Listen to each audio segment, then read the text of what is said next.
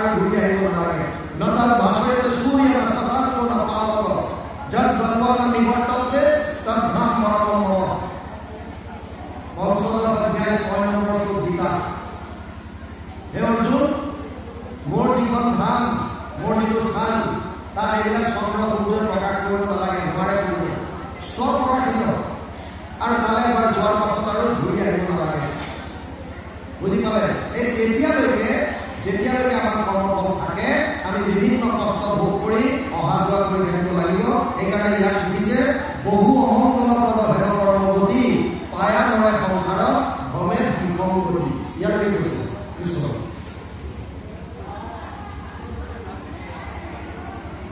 নিতান্ত বহয়া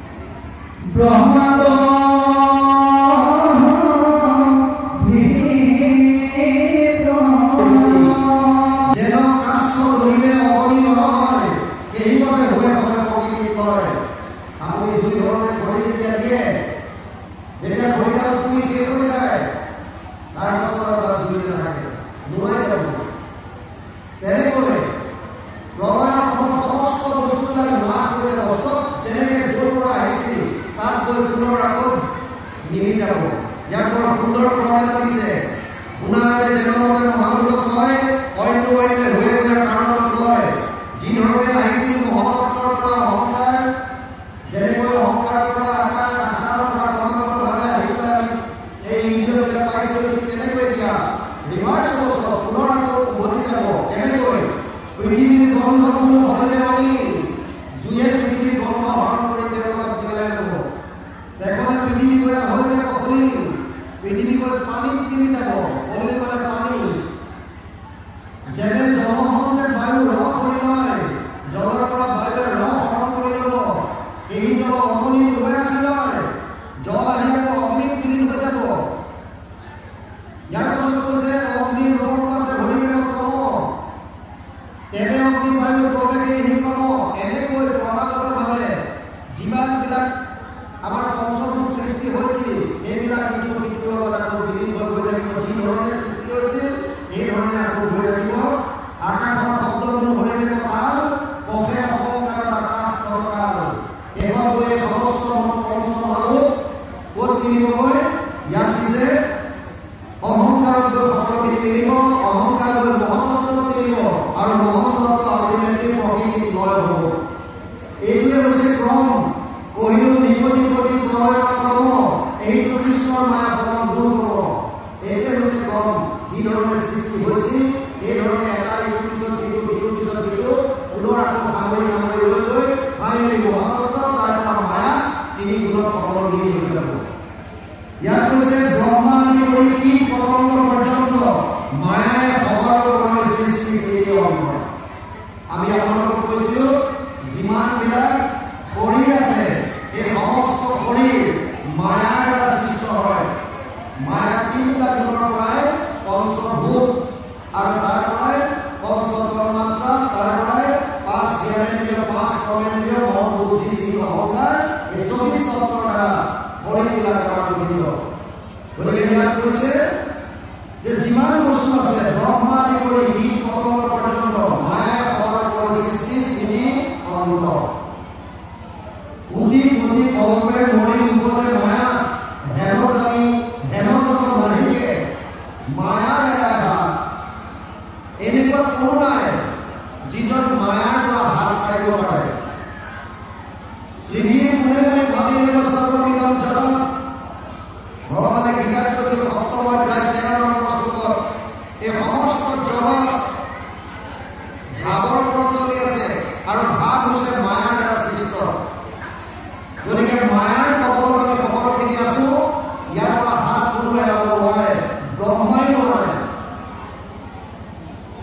যতে জগতত দেখা মায়াৰ নিৰ্মাণ বৰ্ণাই মায়াৰ দ্বাৰা দেখা বিদ্যমান ইহান শুনিয়ে আমি ভয় নহা হয় তম ইহা স্বয়ং মনে মিলিলা বিস্ময় এই মায়াৰ যেতিয়া ভয়াৱহতাৰ কথা শুনিলে যে আমাৰ জীৱনবিলাক এনেকুৱা কষ্ট প্ৰতিটো কৰ্ম কৰোঁ তাৰ বিপৰীতে ফল আমাৰ লিখা হৈ যায় লুকাই চুৰ যিমানবিলাক কৰ্ম কৰিছে তাৰো ফলবিলাক চব লিখা হৈ আছে আৰু ইয়াৰ ফল আমি ভোগ কৰিব লাগিব আৰু এনেকুৱা ভয়াৱহ ফল সেইকাৰণে এই কথাবিলাক শুনাৰ পাছত মিলিয়ে ভয় খাইছে জীৱনবিলাকৰ এনেকুৱা কষ্ট হয় তাৰমানে ইয়াক শুনি আমি ভয় নহা হয় তম ইহা স্বয়ং মনে মিলিলা বিস্ময় স্তম্ভিত হৈ আছে সদয় হৃদয় দেখি ভৈৰা কীৰ্তন ৰাজাক সম্বোধিবলৈ মধুৰ বচন আৰু কিবা শুনিবলৈ ইচ্ছা আছে মনে উচিত নিৰ্মলি বুলি আমাক এখনে নিবিড়তাৰ যিটো অৱস্থা এই অৱস্থাটো দেখি নৱকিন্দ সদয় হ'ল তেওঁৰ প্ৰতি স্নেহ কৰি মৰম কৰি আৰু সেইকাৰণে কৈছে হে মহাৰাজ তোমাৰ যদি মনত কিবা সংশয় আছে তুমি আমাক কোৱা আমি তোমাক ইয়াৰ সকলোখিনি ক্ষমতা আজি ভাঙি পাতি কওঁ আৰু তাৰপাছত এতিয়া এই মায়াৰ পৰা কেনেকৈ পৰিত্ৰাণ পাব পাৰি এই বিষয়ে আহিব কৃষ্ণ মায়া